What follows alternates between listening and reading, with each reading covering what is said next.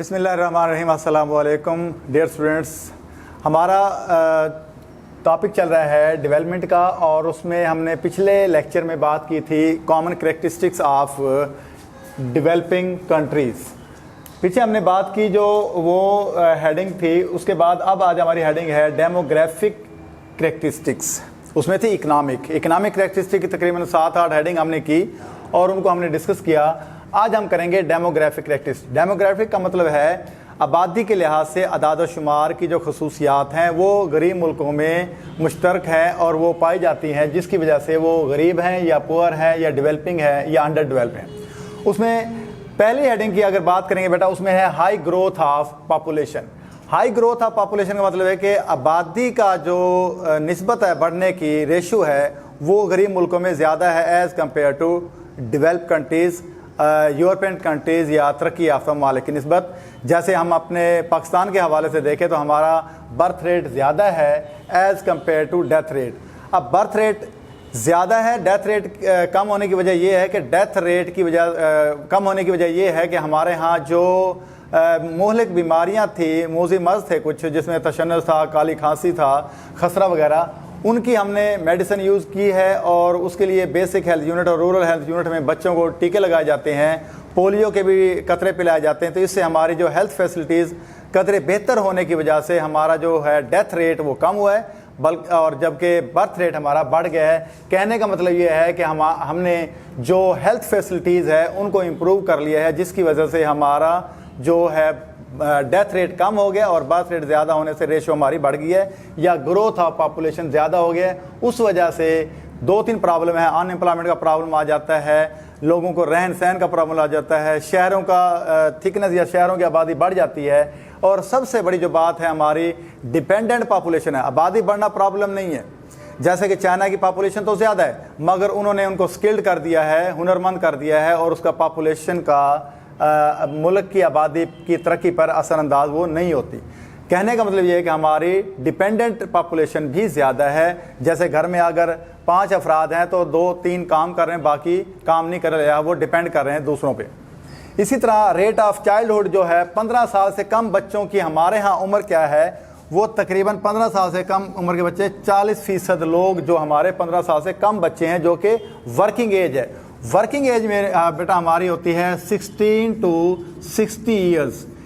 इससे कम रेशियो जो हमारे यहाँ वो 40% है, जबकि एक्टिव लेबर फोर्स या वर्किंग फोर्स वो 30% है। यानी वर्किंग जो पॉपुलेशन हुई या काम करने वाली जो मैंने रेशियो बताई है, 16 से 60 साल के जो उम्र के लोग हैं वो हमारे पास 30% है, जबकि डेवलप कंट्रीज़ में ये 70% रेशियो है जो वर्किंग पॉपुलेशन है या काम करने वाली आबादी है। तो इस लिहाज से भी हमारा जो है हाई ग्रोथ ऑफ पॉपुलेशन जो है वो इफ़ेक्टिव नहीं होता, बल्कि मुल्क की तनज़्ज़ुली का बायस बनता है बजाय इसके कि तरक्की का बायस बने। उसके बाद रैपिड ग्रोथ रेट की वजह क्या है, उस वजह से क्या होता है। मैंने पहले बताया कि प्रेशर ऑन लैंड, ज़मीन पे, शहरों पे रिहायशी सहूलियात, बिजली, gas, sewerage, sanitary system, water supply, उस वजह से प्रॉब्लम पैदा होता है।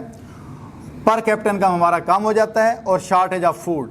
ये 3-4 मेजर प्रॉब्लम की वजह से हमारी जो पॉपुलेशन है वो असरअंदाज होती है मुल्क की तरक्की पर। और बल्कि मैं यूँ कहूँ कि जो हम कमाते हैं या कुछ हम एग्रीकल्चर से पैदा करते हैं, वो बजाय एक्सपोर्ट करें वो हमारी आबादी खुद ही खा लेती है, क्योंकि हमारे यहाँ पॉपुलेशन ज़्यादा है as compare to other countries या डेवलपिंग कंट्रीज़। और उसकी एक वजह यह भी हो जाती है कि हमारा जो तरक्की करने का जो ग्राफ है वो भी रुक जाता है जब पॉपुलेशन की नज़र हो जाता है। सारे रिसोर्सेज हमारे पॉपुलेशन को मैनेज करने में, उनको basic health unit, basic facilities देने में सर्फ हो जाता हमारा पैसा।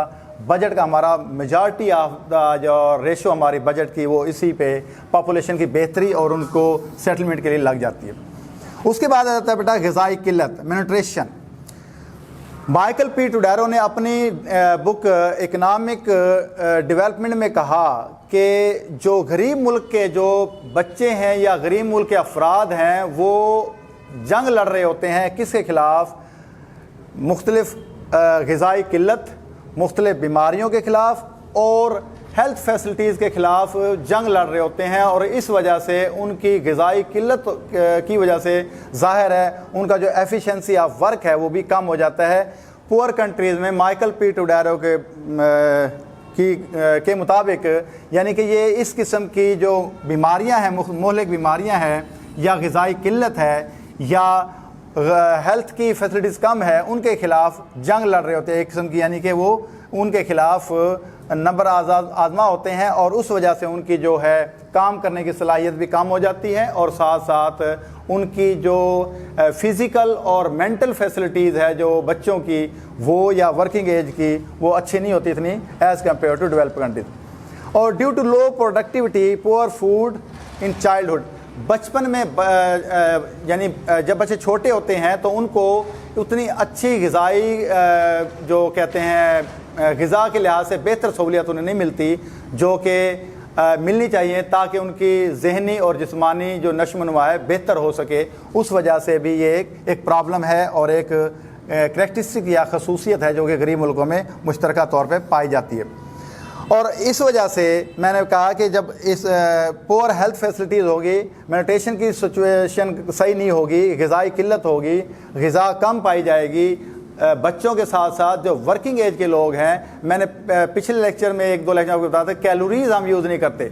हमारे यहाँ जो देहात का जो आबादी है रूरल एरियाज़ में, वहाँ सब्ज़ी, फ्रूट, दूध, अंडे वगैरह तो वहाँ देहात से आते हैं मगर वो खाते नहीं हैं क्योंकि हमारी 70% जो पॉपुलेशन है वो देहात में रहती है मगर वो कैलोरीज़ यूज़ नहीं करती क्योंकि वो ज़्यादातर उनका इन्हसार इन दूध बेचकर अपने गुज़रोकात करने पर होता है और इस तरह वो सब्ज़ियाँ, फ्रूट, अंडे वगैरह वो शहरों को भेज देते हैं ना और ख़ुद नहीं खाते। इस वजह से उनकी हेल्थ फैसिलिटीज़ या हेल्थ या मेंटल फिज़िकल प्रॉब्लम पैदा होते हैं। इस वजह से भी ये भी एक कॉमन करैक्टरिस्टिक है जो कि डेवलपिंग कंट्रीज़ में पाई जाती है।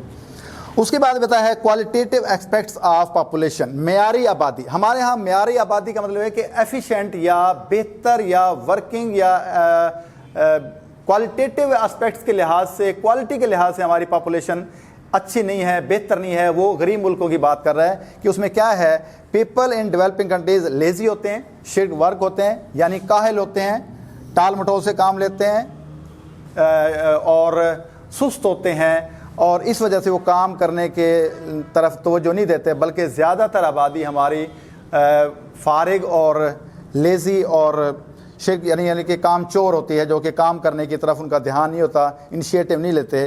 ड्यू टू उसकी वजह क्या कहते हैं, वेदर कंडीशंस हो सकती हैं, पुअर हेल्थ फैसिलिटीज़ हो सकती हैं, इंफ्रास्ट्रक्चर बेहतर नहीं है ये हो सकता है, एजुकेशन नहीं है वो हो सकती है, ये मुख्तलिफ रीज़न्स उसकी हो सकती हैं। और इसमें विलिंगनेस एक सबसे बड़ी पावर नहीं होती। हमारे पास गरीब मुल्कों में की पॉपुलेशन आबादी में विलिंगनेस नहीं है, यानी विलिंगनेस शो नहीं करते हमने काम करना है, हमने आगे बढ़ना है, ये नहीं होता बल्कि एक दूसरे का आसरा या एक दूसरे की तरफ देखते रहते हैं कि फ़लाँ काम कर ले तो हमें काम किया किराया मिल जाए। तो इससे उनको इतनी यानी कि विलिंगनेस शो नहीं करते कि हम ये काम करेंगे तो इनिशिएटिव लेंगे तो बेहतर हो सकता है।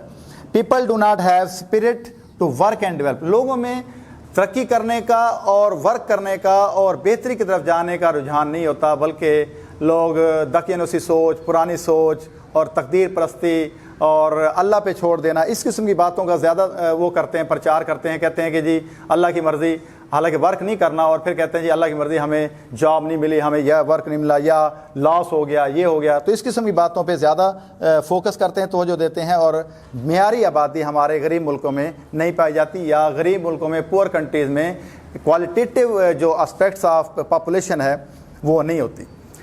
उसके साथ आ जाता है बेटा हमारा नेक्स्ट हेडिंग, वो है हमारी इलिटरेसी, नाखानदगी। नाखानदगी की वजह सबसे बड़ी तो एक तो ये है कि हमारा पुअर एजुकेशन सिस्टम है, हेल्थ फैसिलिटी एजुकेशन फैसिलिटीज़ है ही नहीं।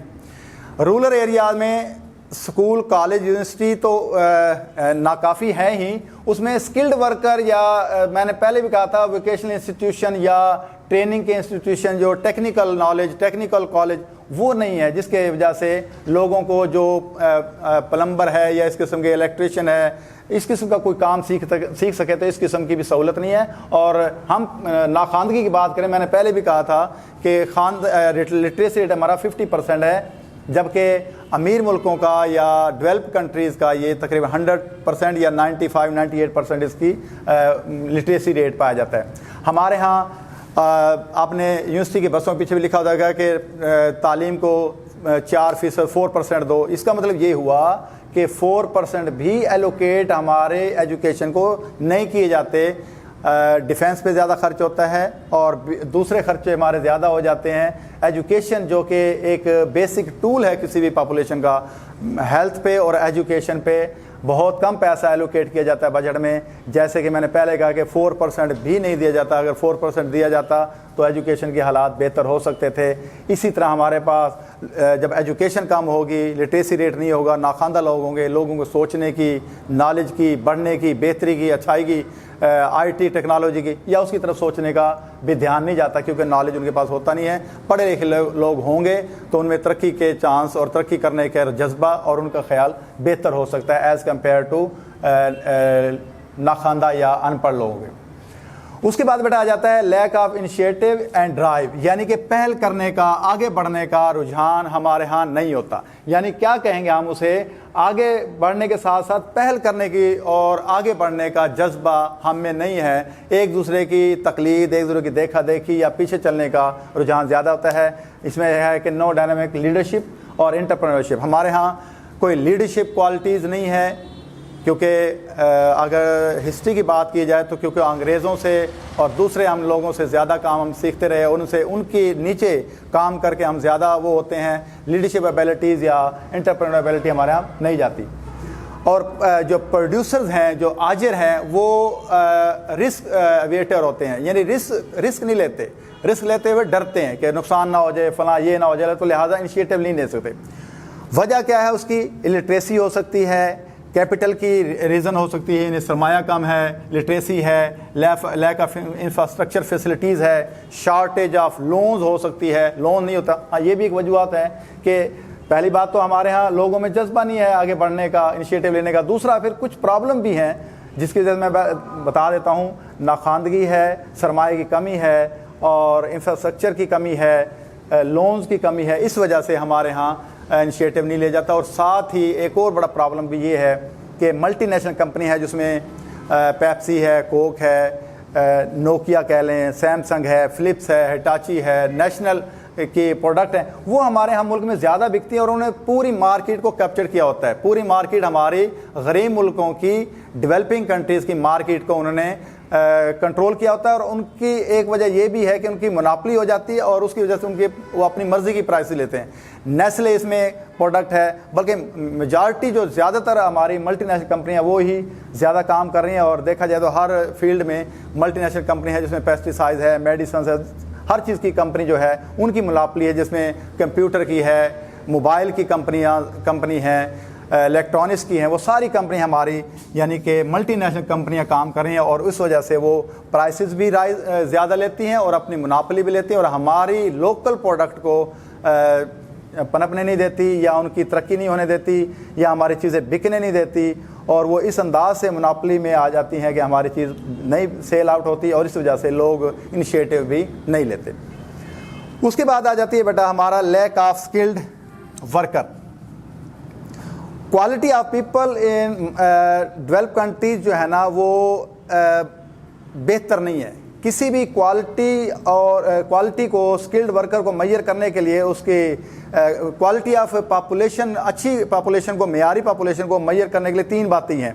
एक वो स्किल्ड हो, हुनरमंद हो, उसकी एजुकेशन अच्छी हो, उसकी हेल्थ फैसिलिटीज़ या हेल्थ क्वालिटी या हेल्थ उसकी अच्छी होनी चाहिए, उसकी सेहत अच्छी होनी चाहिए। तो तीन वजूहात की वजह से वो बेहतर या स्किल्ड वर्कर हो सकता है। और शॉर्टेज ऑफ स्किल्ड वर्कर की वजह से हमारे यहाँ जैसे डॉक्टर, इंजीनियर्स, नर्सेज, इस किस्म के हमारे यहाँ स्किल्ड वर्कर पैदा नहीं होते। टेक्नीशियंस, इस किस्म के हमारे यहाँ हुनरमंद, जो मैंने पहले बात कर चुका हूँ कि जो स्किल्ड वर्कर हैं वो किसी भी मुल्क की तरक्की में बेहतर मुआविन हो सकते हैं, हेल्पफुल हो सकते हैं। ये हमारे यहाँ नहीं पाया जाता। उसके बाद हमारी एक और हेडिंग है, उसमें कहते हैं ब्रेन ड्रेन।